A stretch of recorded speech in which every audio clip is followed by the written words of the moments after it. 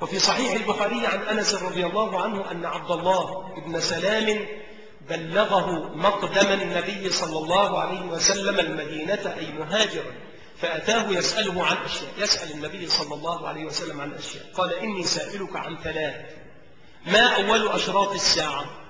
فقال الرسول صلى الله عليه وسلم أما أول أشراط الساعة فنار تحشرهم من المشرق إلى المغرب، فنار تحشرهم من المشرق إلى المغرب. وفي سنن الترمذي عن عبد الله بن عمر رضي الله عنه قال قال رسول الله صلى الله عليه وسلم ستخرج نار من حضرموت قبل القيامة تحشر الناس تسوقهم، قالوا يا رسول الله فما تأمرنا؟ قال عليكم بالشام. وهذا حديث حسن صحيح. الرسول صلى الله عليه وعلى آله وسلم أخبر عن كيفية حشر الناس بهذه النار، كيف تحشر هذه النار الناس. في صحيح البخاري عن أبي هريرة رضي الله عنه قال النبي صلى الله عليه وسلم يحشر الناس على ثلاث طرائق، راهبين واثنان على بعير وثلاثة على بعير وأربعة على بعير وعشرة على بعير، وتحشر بقيتهم النار تقيل معهم حيث قالوا، يعني في وسط النهار إذا ما نزلوا في وسط النهار في مكان فقالوا من القيلولة قالت معهم النار، وتبيت معهم حيث باتوا، وتصبح معهم حيث أصبحوا، وتمسي معهم حيث أمسوا. كلام الرسول صلى الله عليه وسلم.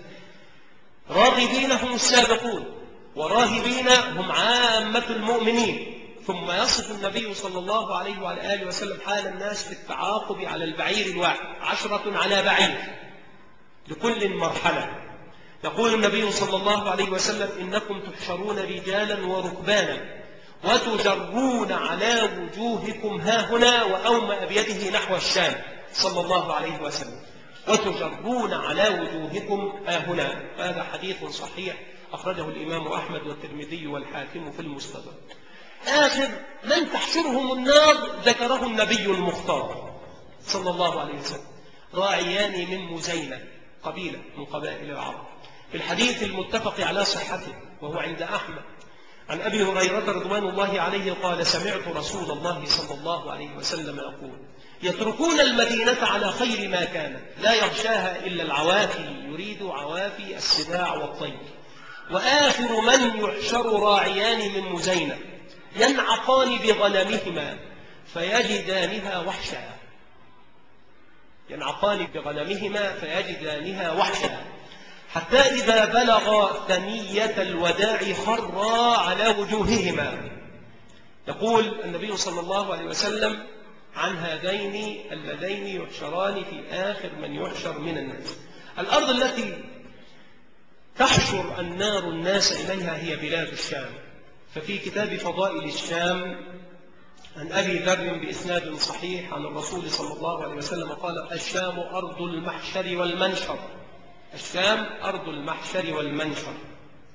وذهب بعض أهل العلم إلى أن هذا الحشر يكون في الآخرة، وعزى القرطبي القول بذلك إلى الحليمي وأبي حامد الغزالي، وذهب الخطابي والطيبي والقاضي عياض والقرطبي وابن كثير، يعني القرطبي في قول وكذا ابن كثير وابن حجر، إلى أن هذا الحشر يكون في آخر عمر الدنيا، هي آخر علامة من علامات الساعة، من علامات القيامة.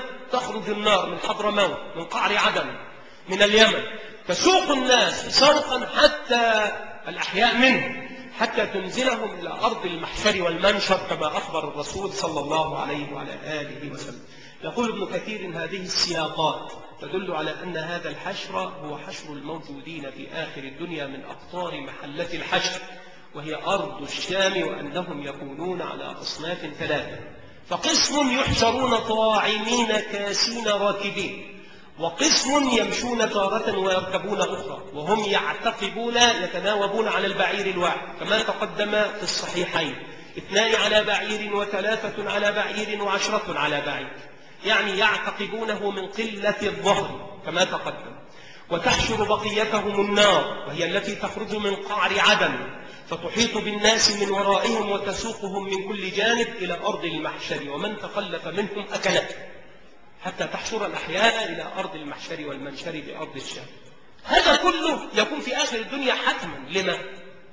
لأن الرسول صلى الله عليه وسلم ذكر الركوب وذكر الأكل وذكر الشرب، وذكر النبي صلى الله عليه وسلم الركوب على الظهر المستوي، وذكر النبي صلى الله عليه وسلم الكسوة، طاعمين كاسين راكبين. أشيء من ذلك يكون إذا ما قامت القيامة؟ شيء من ذلك يكون بعد قيام الساعة؟ لا يكون شيء من ذلك بعد قيام الساعة. ولذلك يتعجب الإمام ابن كثير رحمة الله عليه كل العجب، يقول: والعجب كل العجب أن الحافظ أبا بكر البيهقي بعد روايته لأكثر هذه الأحاديث حمل هذا الركوب على أنه يوم القيامة، وصحح ذلك وضعف ما قلناه، واستدل على ذلك بقوله تعالى: يوم نحشر المتقين إلى الرحمن وفدا ونسوق المجرمين إلى جهنم وردا.